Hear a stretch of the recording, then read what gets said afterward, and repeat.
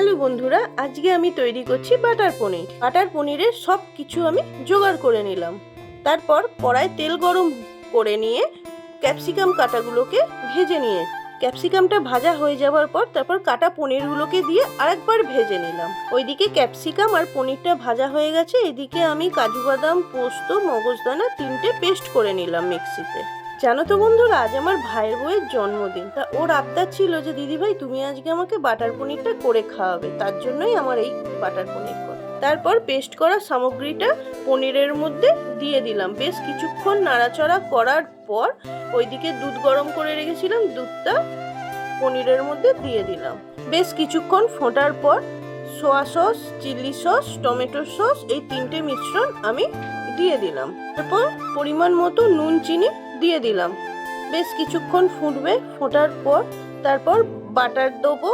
Butter দেয়া হয়ে গেলে কাঁচা লঙ্কা চিড়ে রাখা আছে, সেই কাঁচা লঙ্কাটা ওপরে দিয়ে দেবো, তাহলে গন্ধটা খুব সুন্দর লাগে। তো বন্ধুরা, তোমরাও একবার বাড়িতে ট্রাই করে দেখবে। আমার তো ভালোই লাগে এই রান্নাটা। প্লিজ বন্ধুরা, ভিডিওটা কেমন লাগলো জানিও, সাবস্ক্রাইব করে পাশে থেকে।